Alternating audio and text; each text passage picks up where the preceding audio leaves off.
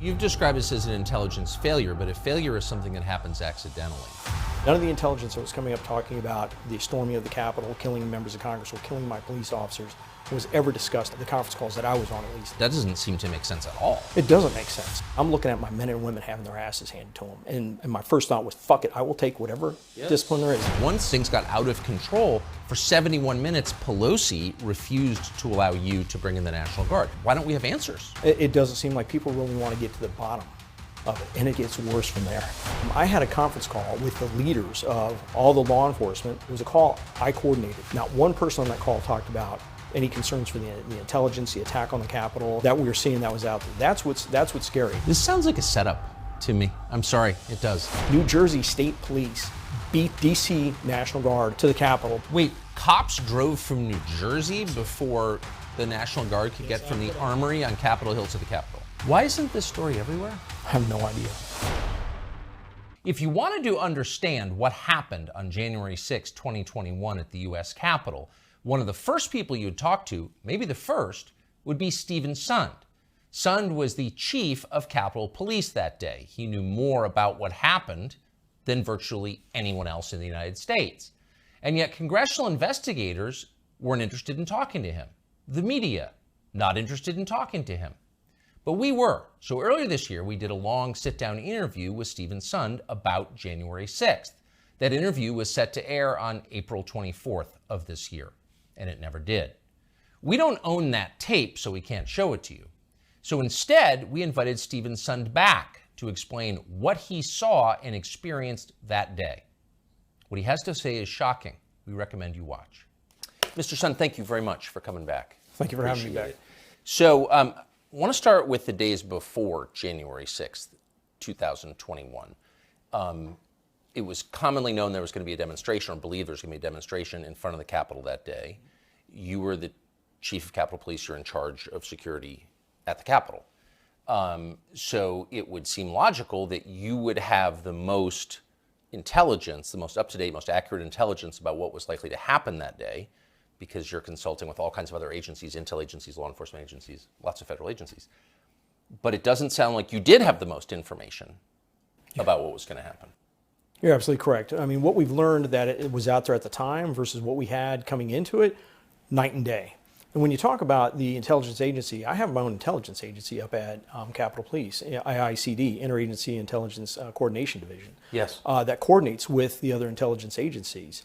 And now, we're seeing the intelligence I was getting coming into it was indicating this was going to be just like the previous MAGA rallies, the November and December rallies that we had, where we had limited skirmishes. We had some skirmishes afterwards down by BLM Plaza with some of the Antifa groups and some of the BLM groups. But coming into it, absolutely zero with the intelligence that we know now existed, talking about attacking the Capitol, killing my police officers, attacking members of Congress and killing members of Congress. None of that was included in the intelligence coming up to. That you received. Correct. But others received that intelligence. Well, we now know FBI, DHS was swimming in that intelligence. We also know now that the military seemed to have some very concerning intelligence as well. It's hard to overstate how strange that is, because you were in charge of the actual facility that was the focus of the protest. Well, think about it. I'm the chief of police at the United States Capitol, probably one of the most prominent and should be the most secure building in the United States, in the world. You'd like to think of that. But when you look at it, and don't take my word for it, look at, there's now at least four congressional reports talking about the intelligence failure, IG reports, GAO reports talking about various intelligence failures. But coming into it, think about it. FBI, the Washington Field Office didn't put out a single document, a single official document specific to January 6th. DHS didn't put out a single official document specific to January 6th. That's very unusual. I've been through many other events in Washington, D.C. FBI would host a joint conference call at the least. It may be a executive JTTF, Joint Terrorism Task Force briefing, and for all these big events, DHS and FBI would get together and put out something that was called a JIB, a Joint Intelligence Bulletin. Zero for January 6th. So you've described this as an intelligence failure, but a failure is something that happens accidentally. And I don't see how this could be accidental. So walk us through the contact that you had with DHS and FBI in the days before January 6th. So my contacts with those agencies or the other law enforcement agencies would have always been through my IICD. Yes. They were the ones that was the conduit. We're a consumer of intelligence. We had turned to the intelligence community to get the latest intelligence. I know Metropolitan was hosting a conference call every couple of Mondays, and I was on a couple of those conference calls. None of the intelligence that was coming up talking about the storming of the Capitol, killing members of Congress, or killing my police officers was ever discussed in those the conference calls that I was on, at least. And think of this. And so you never heard that? Never heard it. And But how could you not have? I don't work in a federal bureaucracy, but that doesn't seem to make sense at all. It doesn't make sense. Think about this. On January 5th, the day before the attack, at 1 p.m., I think it's 1 or noon, I had a conference call with the leaders of all the law enforcement, Conti from Metropolitan Police Department, Steve D'Antuono, the director of the Washington Field Office for the FBI. Nobody from DHS was on. I hadn't thought about that, but all the law enforcement that was down there. I had the Military District of Washington, General Omar Jones, on the phone with me. I had the head of the National Guard, General William Walker, on the call. It was a call I coordinated. Not one person on that call talked about any concerns for the intelligence, the attack on the Capitol, the threats to officers that we were seeing that was out there. That's what's scary. But to be clear, do we now know for a fact that the people on that call knew about those threats and didn't mention them to you? So this is what we know for a fact, and I'll tell you, I'm not the only chief that was in the dark. You look at Robert Conti, head of the largest police department in Washington, D.C., he also said the same thing. He wasn't getting the same notifications like the Norfolk memo that came out the day before. He didn't get it. So Steve D'Antuono, who's the Washington Field Office FBI director, you look at the GAO report that came out February of this year. It talks about multiple emails. It's a GAO report, or it's a Senate report that just came out in July, just last month. Talks about multiple emails going to Steve D'Antuono on Sunday, Monday, and some probably Tuesday, just the days before, talking about the violence that they're predicting coming up to the Capitol. And I have a video call with him on that Tuesday, and nothing said about it. I mean, he didn't mention it. Not a word, not a word. So, not to repeat myself, but that just does not make sense. It doesn't. It doesn't, especially when you think about this, the military, the United States military. And this gets really convoluted once you get into the response on January 6th and how I was delayed getting resources. You have the United States military, Secretary of Defense or Acting Secretary of Defense Miller and General Milley had both discussed locking down the city of Washington, D.C. because they were so worried about violence at the Capitol on January 6th. On Sunday and Monday, they had been discussing locking down the city, revoking permits on Capitol Hill because of the concern for violence. You know who issues the permits on Capitol Hills for demonstrations? I do. You know who wasn't told? Me. Instead, on January 4th, what does Miller do? He puts out a memo restricting the National Guard from carrying the various weapons, any civil disobedience equipment that would be utilized for the very demonstrations or violence that he sees coming. It just doesn't make any sense. Wait. So the military says we're so concerned about potential imminent violence that we are considering shutting down the city, but at the very same time they decide that the National Guard can't adopt an aggressive posture to protect the city. They're deploying because they're going to be deploying National Guard to assist Washington, D.C. with crowd control at metros and some of the traffic control areas. But they put this out on January 4th, specific to January 5th and 6th.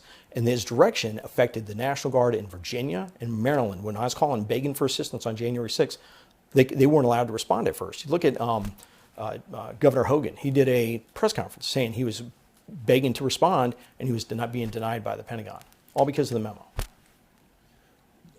So why? You know, you begin to wonder why, and especially when you look at things like something that I recently came across. When you talk about the military, General Milley, you know, we're now finding out, and it's not from me. This is from Carol Lenig, you know, investigative reporter with the Washington Post, has found that he was using data miner on his own, coming across intelligence. Tell us what data miner is. So data miner is an intelligence platform. It's not something your average citizen would have on their computer. I guess it goes in and does crawling across webs. I'm not really sure how it works. Yes. But it's not it's an intelligence platform. He's picking up intelligence talking about killing members of Congress and attacking the United States Capitol. And he's not telling me. He's telling select members of Congress. I mean, Carol Lenig writes about it in her book. That's concerning as hell, because as the chief of police, you know, there's a duty to warn there, and I should be told so I can take the necessary action. I don't know who else he was telling, but he sure wasn't telling me.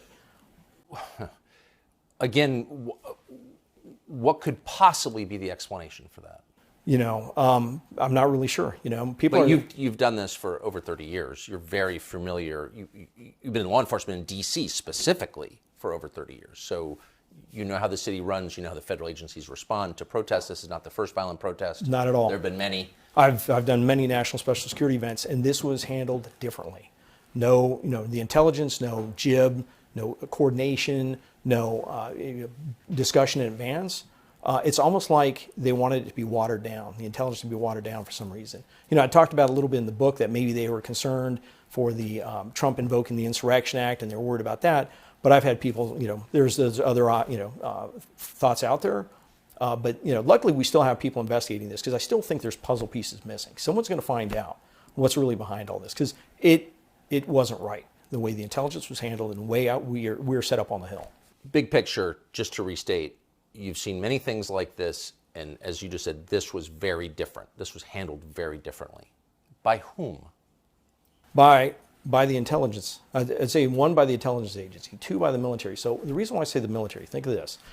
By federal law, Congress passed a law that requires me to go to the Sergeant Arms, Capitol Police Board, in advance of an event, and to request federal resources such as the National Guard. So Congress passed a law. It's 2 U.S. Code 1970. Look it up. Just make sure you look it up before December 22 when they changed it. So what was in effect on the 6th, that requires me to go and get approval for bringing in National Guard or federal assistance in advance. I have to go to the Capitol Police Board and get approval from congressional leadership in advance, like I did on January 3rd. I'm denied twice because of optics and because the intelligence didn't support it. So think about that. Let me ask you the question, who made that decision? Who denied you? I was denied by Paul Irving, House Sergeant Arms, and also Mike Stenger, Senate Sergeant Arms. And who do they work for? It would have been working for Pelosi on the House side. That Pelosi was the number one boss, and then McConnell on the Senate side. Ah. So effectively, Mitch McConnell and Nancy Pelosi shut down your request. My request was shut down, one, because of optics, which is interesting. You're going to hear that term come up a couple more times. Optics, or the look of the National Guard on the Hill.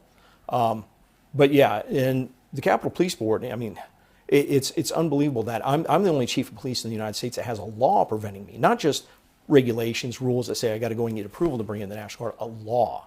So that's crazy that Congress is going to pass a law that controls what I can do to protect the Capitol, and even in emergency. So think of this, even while we're under attack, I have to go to those same two people to request the National Guard to be brought in. I have 340 National Guard that have been activated. At least 150 to 180 of those are in the city, many of them within eyesight of the Capitol, okay? We get to come under attack at 12:53. 12:55, I call the Washington, D.C. Police Department. I talked to their Assistant Chief, Jeff Carroll. Thank God I had talked to him at 10:59 in the morning and asked him if he could possibly put some additional resource on Constitution Avenue. And he had some CDU platoons up there. Called him, said, hey, please send those in right away, because we knew as soon as they came up to their west front, they started attacking, it was going to be bad. 12:58, I make my first call to the Sergeant Arms, asking, saying, hey, it's bad, we need assistance, I need a declaration of emergency, I need to bring in the military immediately and federal resources. I'm told by Paul Irving, quote, I'm going to run it up the chain, I'll get back to you. The chain is Pelosi. The chain his chain would be up to Nancy Pelosi. He didn't have to do that, but he wouldn't give me authorization. The law says in emergency he can grant me authorization, but he didn't. He said he'd run up the chain. My next call was over to Mike Stenger. He's now the chairman of the Capitol Police Board. Told him the same thing. We're getting our asses handed to us on the west front. I need federal resources. He said, what did Paul tell you? I said, he's run up the chain. He goes, let's wait to hear what we hear from Paul. Sorry. So for the next 71 minutes, I make 32 calls. I'm in the command center. I'm calling my partner agencies. And by law, one of the first people to offer assistance was the United States Secret Service. And by law, I shouldn't have requested their assistance. I shouldn't be until I had approval. But I'm looking at my men and women having their asses handed to them. And my first thought was, fuck it, I will take whatever discipline there is. Send me whatever you got. And that's the one text Secret Service turned over. You know how they lost all their texts? Yes. It's the text between their Chief Sullivan and myself. Thank God for him. But I don't. You make this call immediately to the House Sergeant at Arms, who reports Mr. Irving, who reports to Nancy Pelosi. He says, "I'll call Pelosi." He says, "I'm running up the chain." Running up the chain, but that is the chain. I hear you. I got you. I want to tell you exactly what he said. What happens then? Does he get back to you? So for the next 71 minutes, I make the 32 calls to a number of agencies. 11 of those calls are follow-up calls. And look in the Senate combined report from 2001. They have a great infographic of the call after call after call after call. 11 times I call in the next 71 minutes going, where are we on the approval? Where are we on the approval? He goes, any minute now. Any minute. I'm going to get any minute. Finally at 2:09, 71 minutes later, 2:09, I'm finally given approval. Think about that. 71 minutes later, I immediately call Mike Stinger, say we've got approval. I was so pissed off, I made sure that the watch commander, I'm in the command center, I yelled to John Wisham, the lieutenant, that's my watch commander. I said, John, mark the time as 2:10. I finally got approval for the National Guard. I was that mad. So what is I just want to pause on this for a minute. That's like, it's almost unbelievable. So this is an event that Pelosi herself has likened to Pearl Harbor and 9/11, the worst thing that's ever happened on American soil. And she's in charge of allowing the National Guard to come in and respond, but she doesn't for 71 minutes. What is that? I can't fathom why. I mean, they had to have known what was going on. I was telling them how bad it was. Well, it was on TV. It was on TV. It was right outside of Mike Stinger's office. And they had a meeting in his office saying, hey, where's the National Guard? And they're like, oh, we're trying to make... The fighting is going on right outside his office. And I'm still getting delayed. This is an unbelievable story. Oh, it is. Now get a kick out of this. Has anyone ever explained this? It's verbatim in my book. I have details. The whole chapter on January 6th is almost 100 pages long. But I don't understand. So we're only 10 minutes into this, and you've told me two things. One, the other federal agencies withheld critical information from you in charge of security at the Capitol before January 6th. And once it started and things got out of control, for 71 minutes, Pelosi refused to allow you to bring in the National Guard. So those are two of the biggest questions from January 6th. And my question is, why don't we have answers to why that happened? It doesn't seem like people really want to get to the bottom of it. It really doesn't. And it just gets worse. It gets worse from there. I'm sorry to step on your story. It's shocking. It is. It is shocking to think that we should be a coordinated security apparatus. There's regulations. There's procedures for defense support for civil authorities. I've taught it for the military. They don't realize they brought me in to ask me to teach this for foreign governments coming to visit. There's a process for when law enforcement needs help and we dial 911. It's through the military. And that failed. That failed miserably because of the law Congress passed and the denial I was receiving. Well, it sounds like it was prevented. So Paul Irving, the guy who had, you're saying, the statutory authority to give that okay, has he ever explained why he didn't? Oh, they had him and he testified at the Senate hearing in 2001. 2021? I'm sorry, 2021. My apologies. Thank you for problem. catching. A couple of times he disagreed with my recollection. I can tell you my phone records, I turned them over immediately. I fought to testify. They didn't want me to testify in the Senate hearing. I fought to testify. Why wouldn't they? Oh, there's so much here. Why? Who didn't want you to testify? So when you're the chief of Capitol Police on January 6th. I mean, you and me are on lockstep with this, and my story hasn't changed in 2.5 years. So when they first put out the notice and they were talking about having the hearing, it was only for current employees that were still in place. No one that was no longer in place in their position in security. So think about that. Initially, when they put out the request to have they were talking about having the hearing, it would have excluded Paul Irving, would have excluded Mike Stinger, and it would have excluded me. Only 3 people, the 3 people at the top of the security apparatus. So the Democrats, I think. Well, it was joint. It was a combined joint. Sorry. I hear you. I'm sorry. You're absolutely right. Yeah, of course. The Uniparty intentionally excluded the 3 people who would know the answers to the key questions. Yeah, the original plan was to exclude them. I immediately called somebody I knew on the Rules Committee and said, please let me testify. I will be there in person. And I still remember, she said, you'll show up in person? I said, I promise you, I will be there in person. I want to testify. And I was the only one that showed up in person. It just seems like the denial of your request to have National Guardsmen who are within eyesight, you saw them, to have them help, that's a pivotal moment on that day. Mm-hmm. And we know the name of the man who made that decision, and we still don't know why he made that decision. And that's just shocking to me. Has he ever answered that question? No, he's never answered that question specifically that I'm aware of. And I do know when they were talking about the J6 committee coming out, I think it was Representative Benny Thompson that had said Speaker Pelosi is off limits. So they wouldn't get any of her records or phone records. What do you mean she's off limits? I believe that was one of the things he said, that her coming into this was she was off limits to the inquiries of the January 6th. Well, she was running the House that day. I hear you. I mean, if we're truly trying to get to the bottom of this, trying to find out what happened. Other than that, Mrs. Lincoln, I mean, that's insane. You know, you would be getting everyone's records. I've been forthright. All my phone records have been turned over. And like I said, there's a description of all the numerous calls I made requesting approval. Think about it. In that 71 minutes, I called in 17 police agencies, 1,700 officers to help us get the Capitol back. And it also made those 11 calls trying to find out where. You are as precise as an airline pilot in your recollection of things. So yes, I think everything you have said is provable. I mean, these are not. The book's all based on fact. You can go through it. I reference all the facts I have, footnote. You get access to a lot of the intelligence. I mean, you know, it's fact. And my story hasn't changed in 2.5 years. So I'm just to circle back to this Paul Irving, who played a pivotal role, I think whose name is unknown to most people, even people who follow what happened on January 6th. What happened to him? No idea. He disappeared shortly thereafter. Haven't heard much from him. Had a couple of conversations with Mike Stinger before he passed away, but nothing from Mr. Irving. So he was House Sergeant at Arms, and then when did he leave after January 6th? So it's interesting. So he officially left the 7th.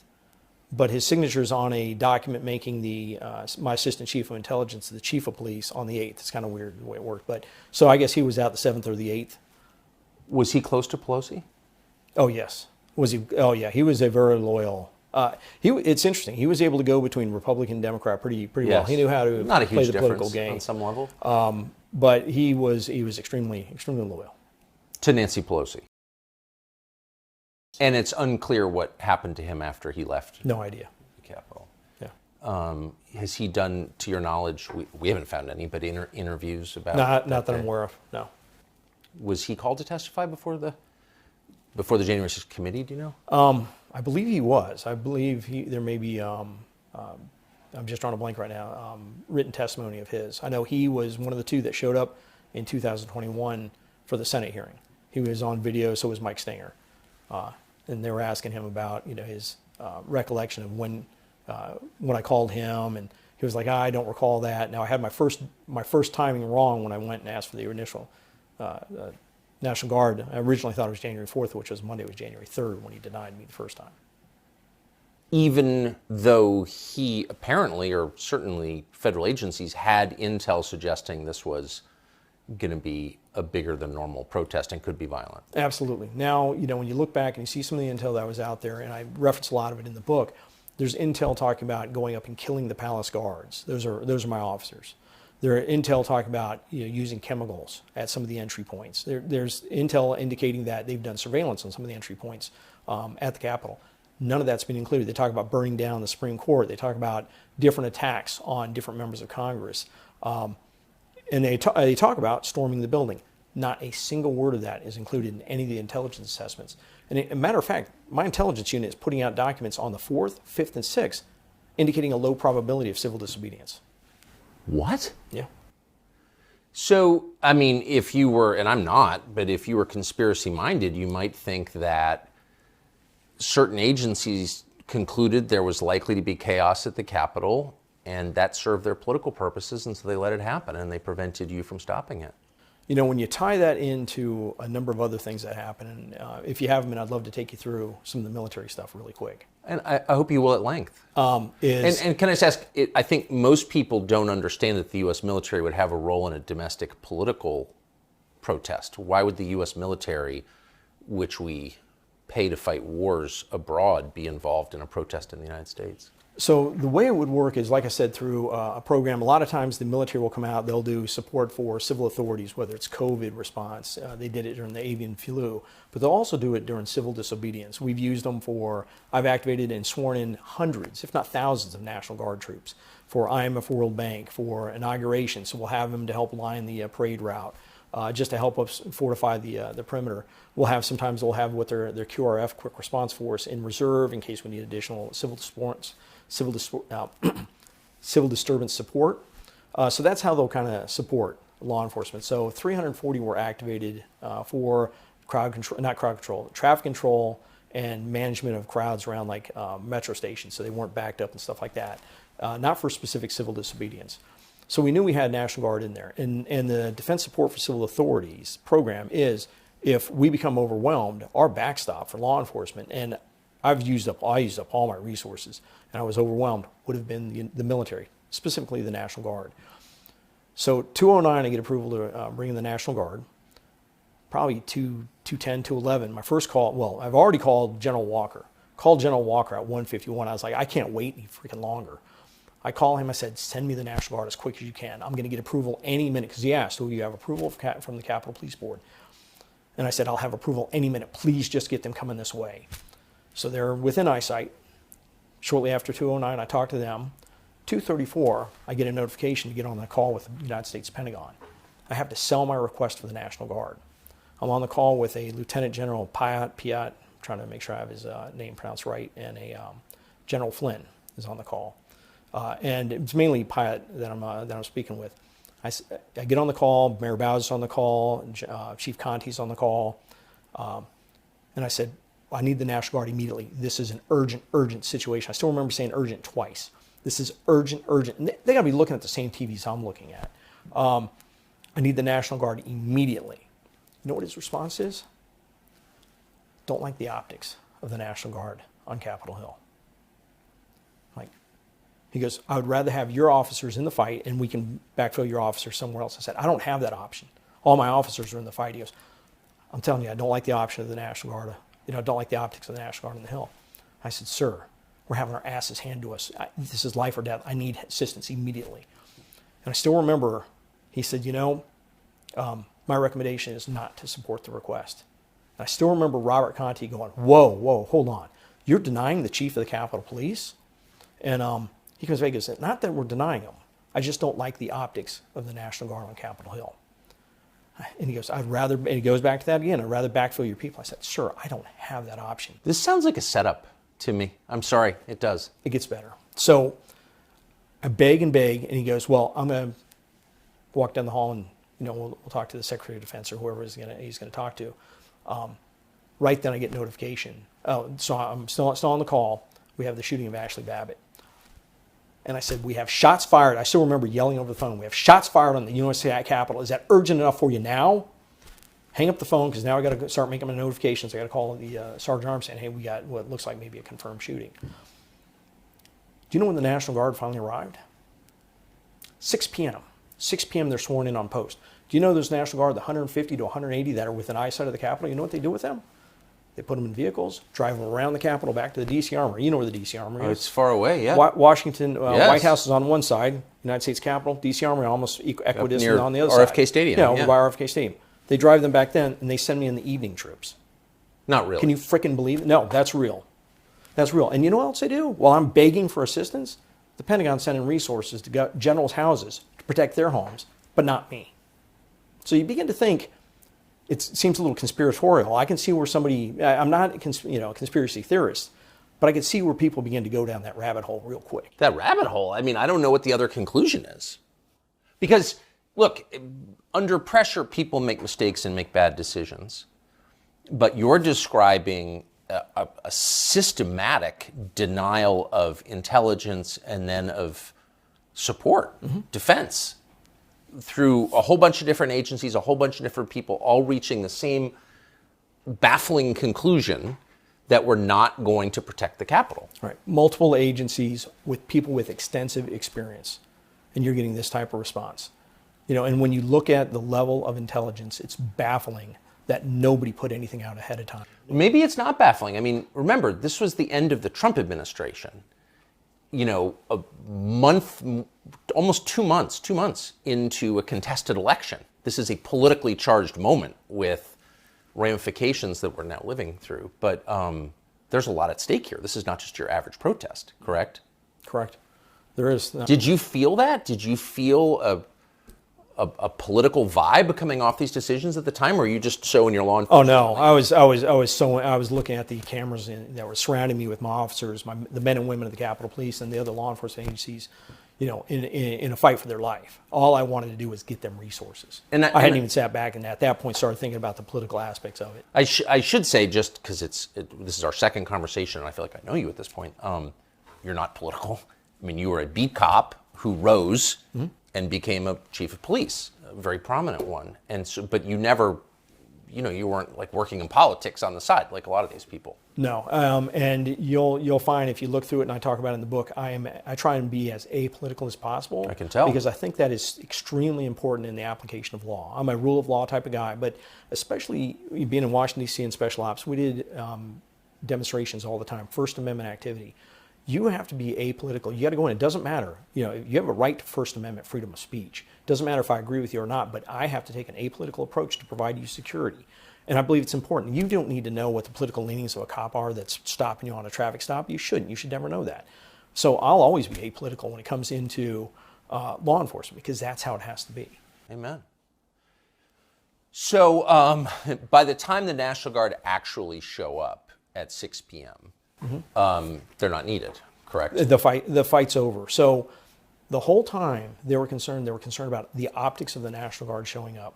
They show up. I have an official swear them in as special police officers. They take them. They line them up with their shields.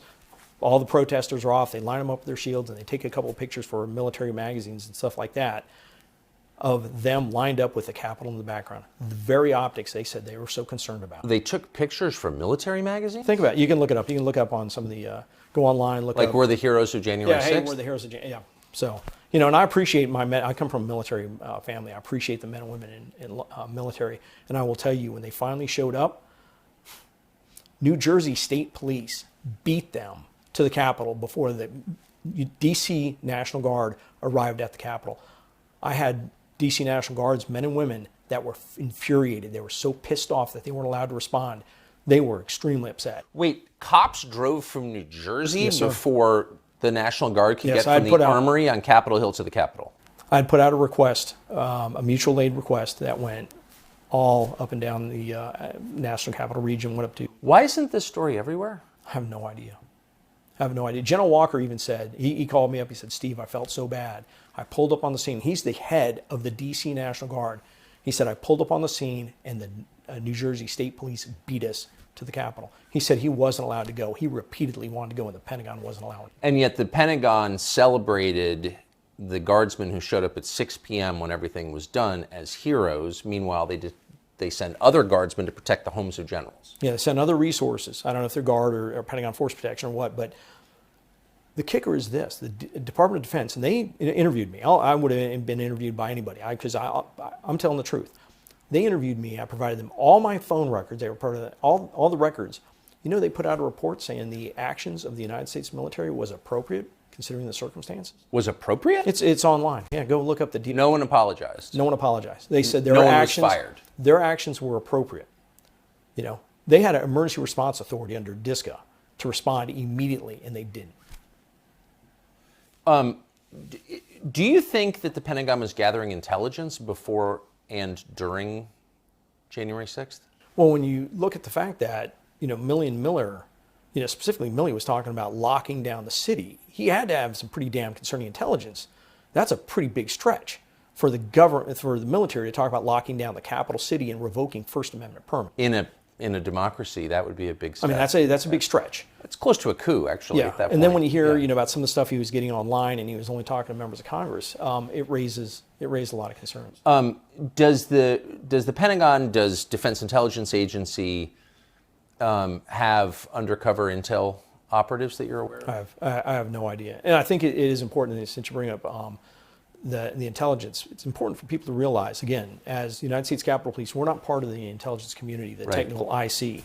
There's 18 agencies. 9 of those agencies are military agencies. So that gives you an idea of how heavily weighted. Half of the IC is military. Half of the IC is military. So, but I think the average person imagines that military intelligence is not allowed constitutionally to function on American soil. Yeah, you'd think, I don't know Because we're that not ruled by a specifically. junta. Yeah, I mean, I don't know the specifics, but you'd think But that it in would your be. career, have you seen evidence that the half of the IC, half of those 18 intel agencies, the military ones, are working in the United States? I've never received, in my times of doing special events, demonstrations, intel briefings, I've never received intel from the military. So it's always been, the DHS, FBI. It's always been those folks. Never anyone said, "Hey, we got this from military intelligence." So, in the aftermath of January 6th, there's been a huge debate over to what extent, there were federal agents or people who are working in some way for federal agencies in the crowd. And the initial explanation was, well, none, and you're insane if you think that. You're Alex Jones, you're crazy. And then over the last couple of years, we've seen people in authority confirm, actually, yeah, there were a lot in the crowd that day. I mean, that's now a fact. Did you know that going in? No. No. So just for perspective, since you've been to a lot of these events, there's a huge a planned demonstration in Washington, D.C. Will there always be assets, agents, people working for federal agencies in the crowd in civilian clothes? There always could be, and for like inaugurations, there would usually be some combined teams out there. One for communications, but just for situational awareness. So it wouldn't be surprising. 4th of July, different things like that, where you have threat pictures or concerning threat pictures. And what does that look like? Does that mean FBI agents dressed in Dockers and tennis shoes trying to? Well, it'd just be plain clothes. Plain clothes to blend in. So that wouldn't be unusual, and it'd be just standard police work. That'd be good police work. So coming into January 6th, and I talk about it in the book, with the fact that shortly after January 6th, I'm driving through Loudoun County. I just talked to somebody from the Hill, and I get a call from overseas, and it's press. I don't remember what it was. It's somebody from Great Britain, and they start asking me about feds in the crowd. And I was like, no, I would have been told. I said, no, we're getting word that there was feds in the crowd. And I said, no, I would have been told. I've got lots of friends with the Bureau. They all have my cell phone number. They would have told me. Thinking about that, and Jill Sanborn's testimony in 2021, where she said they were taking overt action to keep certain people from coming to January 6th to Washington, D.C. That's big for FBI to start taking overt action. I mean, that's not covert, overt. That's a big deal. Fast forward to February of this year, 2023, in the GAO report that says on January 3rd, the FBI was tracking 4 domestic terrorists that we're talking about coming to Washington, D.C. The Washington Field Office, their AOR, Area of Responsibility. By January 6th, they were tracking 18 or 19, it's in the GAO report, domestic terrorists. So think about that. They have 18 or 19 domestic terrorists coming to this event. So of course they're going to have resources on them. And they're not, you're not going to be just putting one agent. You're going to have multiples. So it'd be multiple with that. And I don't know how many they actually had coming there. So that would be regular standard police work. So I wouldn't be surprised by that, but not to share that in the intelligence, that's concerning. So, I mean, it seems like common sense suggests anyway that you would have to tell the chief of Capitol Police that, hey, we've got our guys in the crowd. Like, just because, I mean, you would want to know the difference, correct? You would absolutely want to know the difference. And, deconfliction, you want to have things right. like that. A lot of the folks will already know there's a lot of standard procedures for ways you deconflict, so you don't have blue on blue type of situations. You'll have that. I will say this, and just really quick. So that would just to, because you have perspective, that would be the conventional way the by the book way to do it. FBI would call you and say, hey, we're worried about people in the crowd, and we've got our guys there too. Here's who they are. Yeah, so just to deconflict operations, they wouldn't necessarily call me. They might call my deputy chief that's in charge of my intel and their but they would people. call Capitol Police. You would coordinate. You coordinate with DC Police. You'd coordinate with Park Police. You'd coordinate with Secret Service, just so everyone kind of knew what was going on. And really quickly, I do want to say this. Nowhere do I want to imply or indicate that I feel that agents instigated this or in any way like that. I'm never saying that. I haven't said that. And a lot of these agencies came to my defense on January 6th, FBI, yes. Secret Service, stuff like that. So we just want to make sure that's clear. But there would have been some coordination. And when you look at it and you think with the intelligence coming in, if you think there's 19 domestic terrorists coming to Washington, D.C., somehow that would have been included in some type of report. And when you look at the FBI's procedures, policies and procedures, and again, go online, the Attorney General's guidance for domestic operations of the FBI specifically says the FBI is to do an assessment which includes intelligence assessments of events that they're identifying as being the target of possible threats and possible violence. I think that would have been the United States Capitol on January 6th. Look through that document. I outlined it in the book, and see all the repeated failure after failure after failure of their own procedures to start identifying intelligence and making the proper notifications. So, but it does raise, and I don't have the answer to this question, and I hope I don't ever pretend that I do, but it does raise questions about the behavior of some of the people in the crowd who were instigating others to break the law, and who weren't arrested. And, given our facial recognition software capabilities, hard to believe they can't be found. And I would specifically cite a man called Ray Epps, who's now a hero on the left and funded by the Democratic Party, et cetera. But take the politics out of it.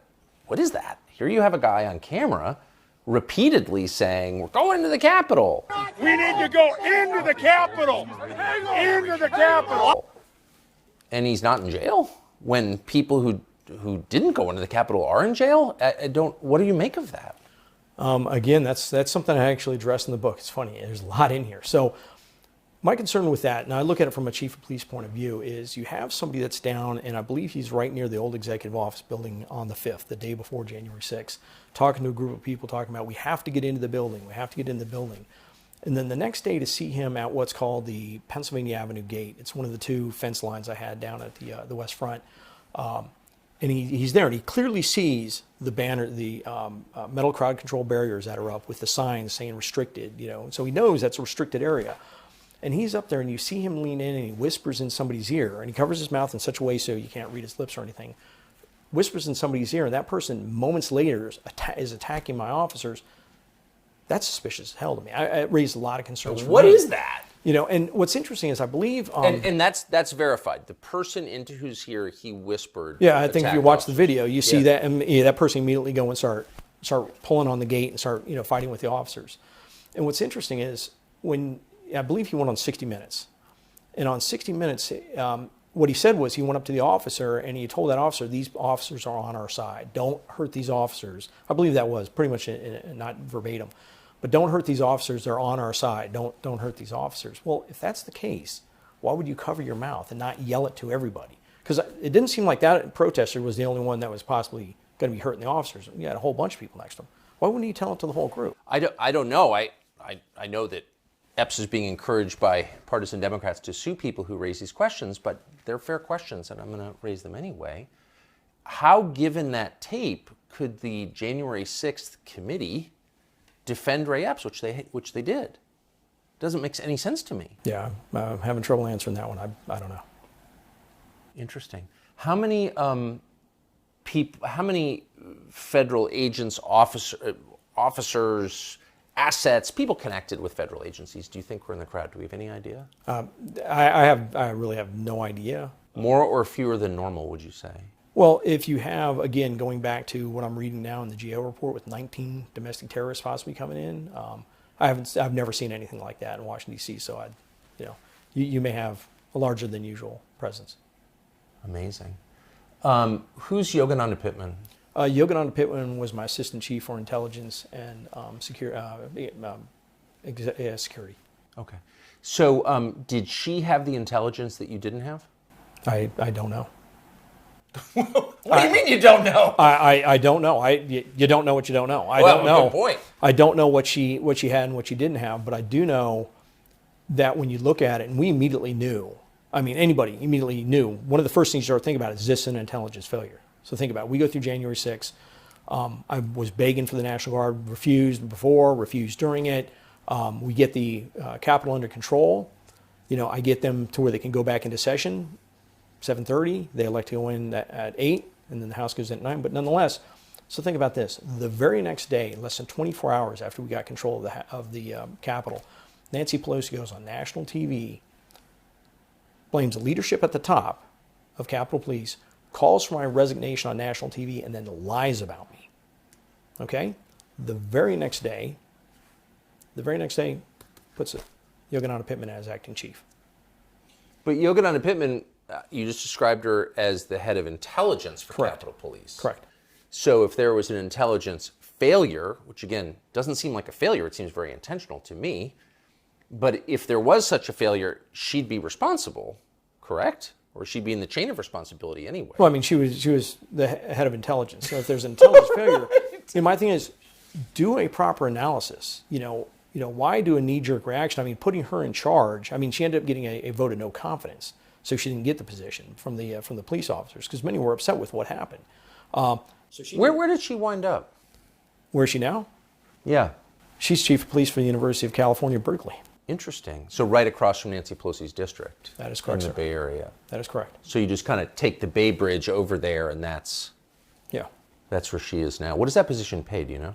I think it pays pretty well. There was, pays extraordinarily well. I'm sure it pays. I'm sure it pays pretty good. It's interesting. There was a hearing just recently that was on TV. You can look at it, where the chief of police, Tom Manger, was asked about her position. It turns out that she was given some type of a secret leave so she could start her job on February 1st as the chief of police and not retire from the Capitol Police for months later. Oh, so you should get the benefits. Yeah, think about that. Yeah. It appears to be against departmental policy, and nobody allegedly was told. What you're saying is that the head of intelligence for the Capitol Police, which demonstrably didn't have the intelligence it needed to protect the building, that person was first elevated to acting chief of Capitol Police and then given a very high-paying job right across from Nancy Pelosi's district at the University of California, Berkeley. That is correct. And I will say this. So that looks like a reward to me. Well, I do know that the unit had significant intelligence. And I know many people within the unit were pushing that intelligence up to the leadership of the unit. So I do know that. Many of them became whistleblowers, and many of them were punished and forced to resign. Yep. This looks like a scam. I mean, just saying. It just gets more convoluted. I feel so bad for the men and women in the police department, what they went through. I feel so bad for the intelligence analysts and what they went through. Many of them, it was really, really bad. I feel bad for the officials that were either demoted, forced to resign over this, forced to retire early. There's a lot of people that need someone. I think an outside entity needs to come in and do some investigation about what went on with them. We've had many entities doing investigations. Yeah. I believe we impaneled this committee or commission, this body of members of Congress that went on for about a year and was on the news every single night. Did they address any of these questions? No, sir. How could you have a January 6th commission whose job it is to figure out what happened on January 6th, not get to the bottom of why the head of intelligence at Capitol Police didn't pass on the intelligence, why the chief of Capitol Police was kept in the dark and denied support from the U.S. military, why Yogananda Pittman wound up, after failing on January 6th, getting a high-paying job right across from Nancy Pelosi's district? Who wouldn't ask these questions? Yeah, well, I know there's people on the Hill still trying to ask those questions, and hopefully they can get answers. But it looks like they keep running into roadblock after roadblock after roadblock. But it's hard to believe 2.5 years later, we're still at this point. I still think somebody along the line is going to find, the smoking gun, the missing puzzle piece, and put this together. But it does. When you look at it, and there's still so much more to it, it just begins to raise more and more questions. It's interesting to talk to you because, this is just my assessment, but you seem like a very straight arrow guy. I try. Well, it comes off you in waves. So, and I mean that as a compliment, but how long did it take you to realize there's something very strange going on here? I knew there was something strange going on pretty soon. When I was running into the issues with them not wanting me to testify, I was like, this starts getting a little weird. And then when I started sitting down and talking to officers and getting information, then finding out from some of the intelligence that was out there and where it was, and seeing some of the emails of the intelligence analysts pushing it up to their officials, I knew something was fishy. I mean, think about it. How can somebody not look at all this and think something's odd? So, I mean, we have a media whose job it is to get to the bottom of questions like these, or at least to ask the questions of knowledgeable people with relevant experience, and you're at the top of that list. We interviewed you, never aired, at a previous job, but how many other long interviews have you done with media outlets? Long ones, not very many. I actually can't think of any. I've done 60 Minutes. That's probably about the longest. And how long, from your 60 Minutes interview, how much of your account wound up on television, do you think? Estimate. 3 or 4 minutes. 3 or 4 minutes. 3 or 4 minutes. So you're the chief of Capitol Police on January 6th. Common sense suggests you'd be the first person that any reporter trying to figure out what happened on January 6th would call. You'd think. Is your cell phone buzzing day and night from No. curious reporters trying to find the truth? No, it's calmed down. I mean, the first couple of days were something else, but it's really calmed down. And I'm not stupid when it comes to law enforcement. I've been in law enforcement for 30 years. I've done everything from capturing homicide suspects to doing barricade situations. This didn't have to happen. This was screwed up from the get-go. Didn't have to happen. Numerous opportunities to prevent it from happening. Numerous opportunities from preventing my men and women from going through what they had to, and it never happened. There was never that opportunity to stop that train. There's always a concern that politics will infect law enforcement and the justice system more broadly. And I think you've thought about this. It's one of the reasons I think you said we need to be strictly apolitical in the way we administer law enforcement. It does seem like things have changed. And it does seem like politics affect the way we enforce the law. Does it feel that way to you? Yeah, and again, that's one of the things that many things that are in here. I talk about the 2020 riots versus the January 6th attack. The riots in front of the White House where famously St. John's Church was set on fire. Oh, White House, across the country. I talk about the White House, and I talk about an agency that was formed by Congress specifically for the protection of the United States president, the Washington, D.C. Police Department. The White House is under attack, and they are prevented. They are prevented. I know it's not from Chief Newsom. It's from his, he was the chief at the time. It would have been from above him. They're prevented from going on White House grounds and helping the United States Secret Service with defending the White House. So think about that. Who made that decision? Again, all I know is, Newsom's hands were tied. So Mayor Bowser, higher? I don't know. But think about that. But somebody told and there was real rioting. In fact, I think that more officers were injured at that riot than were injured on January 6th, I think. Yep. Again, don't take my word, GAO report. More officers injured at the protests up by the White House than on January 6th.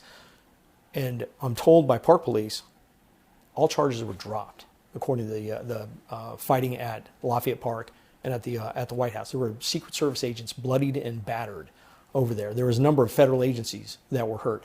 Structures set on fire. They tried to light the Hay Adams Hotel on fire that was occupied. Think about that. Charges dropped. No such situation. I mean, when you look at the disparity of how justice is being applied, again, that's scary. That becomes really scary when it becomes politicized like that, and that's what appears to have happened. I mean, it sounds like Trump is the key to all of this. If Trump hadn't been the president, responses would have been very different, don't you think? I mean, if Barack Obama had been president, do you think that someone would have told MPD, the Washington, D.C. Police Department, they couldn't protect the White House? Again, I protect the White House. I see what you're saying there. I don't know. I mean, I think not. Look, I mean, it's a hypothetical. I shouldn't ask you to answer hypothetical questions, but it seems amazing. Last question. Thank you for doing this again. I really appreciate it. I think this is important, and I hope that everyone who's interested in January 6th and its aftermath, which really has changed the country, will watch this interview. But looking back after spending your entire life in law enforcement, how have your views changed after January 6th?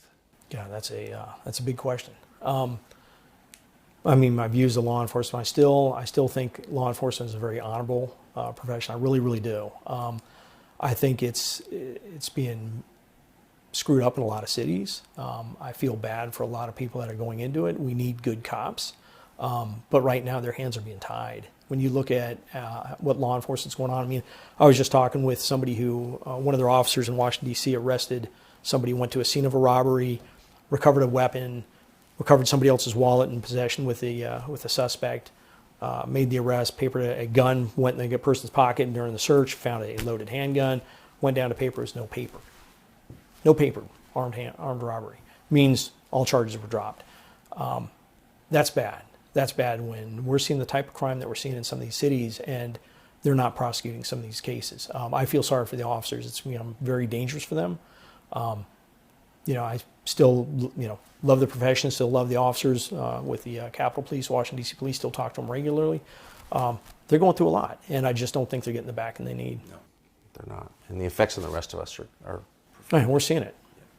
Stephen Sund, former Chief of Capitol Police. Thank you so much. Thank you very much for having me on, Appreciate sir. it.